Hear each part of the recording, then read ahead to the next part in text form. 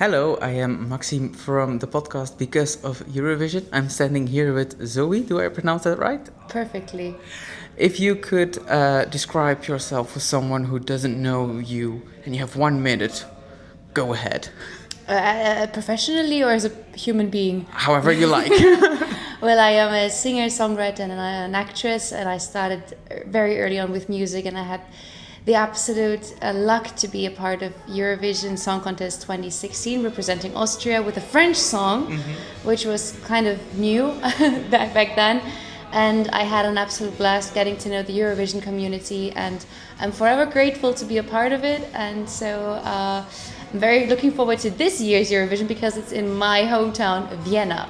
Oh, so you're really from Vienna? I am a Viennese girl, yes. So you can go with the subway, just go Eurovision on a random Tuesday evening? I can walk. You can walk? I can walk. I can even walk, yes. Vienna's not that big, and you can walk everywhere. Yes. And if you look back after 10 years, because there is like on social media a lot to do, 2016 memories, what is your favorite memory from back then? My favorite memory for myself, there were so many great ones. I think one of the best moments for me was the moment where I got the public voting at the grand final, because the juries did not like me that much, which wasn't that bad because the audience, the public, so many more people, and I just remember being so grateful in that moment, and also of course being on stage, feeling the energy, all the Eurovision in concerts, all those fan parties, pre-parties. And I think I took everything in. Of course, my memory is a bit blurry because it's been some time and there were so many impressions. But I have to say I'm extremely grateful that I got to experience it the way I got to experience it. Because I think for some people there was a lot of stress, and I just had everything as a big adventure. Love talking to the people, traveling around Europe. I think that not everybody was as light with the pressure, and I think I didn't realize back then how big it really was. So I was just there I'm having fun, and I think that's the best way to experience Eurovision. Maybe we don't need words to look back, but colors. If you can put one color on the whole experience or your song, which color would you choose? But of course the rainbow, no. But I think for me it was actually pink, like this light rose, like when the sky, when the sun is going down and the clouds turn pink, this kind of pink, because everything's so light and magical, and it almost looks surreal, so that's the color I would choose. That's a bit like the Eurovision dream, everything pink and happy and love. Absolutely, yes. Can we expect more from that in new music of you? Well, right now I am composing a German musical, like a real musical, where I'm writing the songs and I'm writing music. So that's my big project for now. It's called Epos. It's based on a very, very old tale, an epic from German, a German tale, very old. And that's my big project right now, where I really enjoy just also writing for other people and telling a story. And I'm also constantly making new music. And for the people who come to Vienna for Eurovision, if you come 10 days early on the 5th of May, I have a concert there inspired by Eurovision with some Eurovision classics in the Vienna Metropole. So I love to combine my new things with what brought me there, which is Eurovision. That sounds really interesting. And now, have you already heard some songs from this year's Eurovision? I have heard some songs from this year's Eurovision, yes. Which one? Do you have a favorite yet, or? Oh, I think it's hard to play favorites, and especially because I can listen to them once, many of them, but not all of them.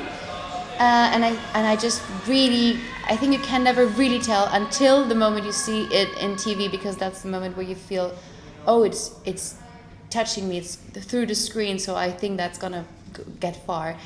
So I will not name any names, but I have watched it. This is not an excuse.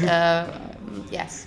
Have you watched your own country, Cosmo Tanshine? Yes, I have met him, and I think he's very lovely. He's the same age as I was back then, and he's way less nervous as a person, which is because to this day, 10 years later, I'm still oh, and he's very calm and very cool about everything.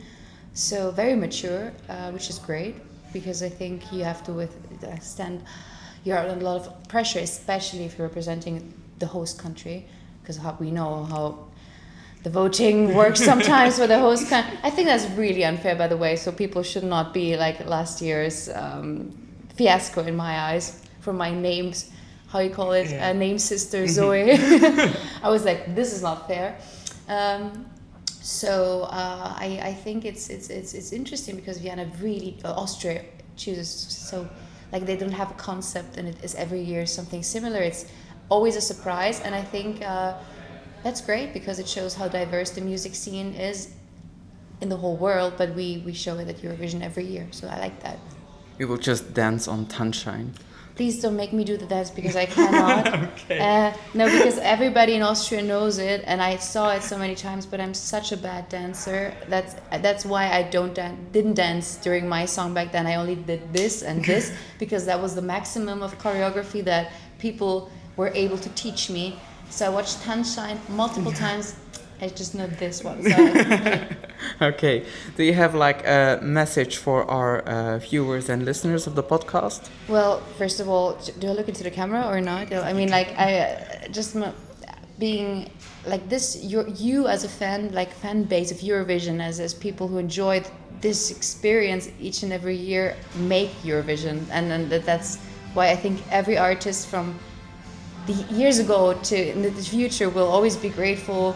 Because this is what holds it all together. It's the fans, it's the people, it's the supporters, and without them, Eurovision would just be some people on stage singing their asses off, but it wouldn't be Eurovision. So this is what makes it so special. The people who applaud, the people who sing along, and the people who give the artists on stage the energy to perform. Because it's a give and take, and so thank you. That's what I would say. That's a very nice message. Thank you so much and enjoy your weekend here in Amsterdam. Thank you. Thank I you. will. Bedankt dat je luisterde naar deze aflevering van Because of Eurovision. Donderdag zijn we er weer en dan duiken we opnieuw in de wonderenwereld van het Songfestival. Tot dan!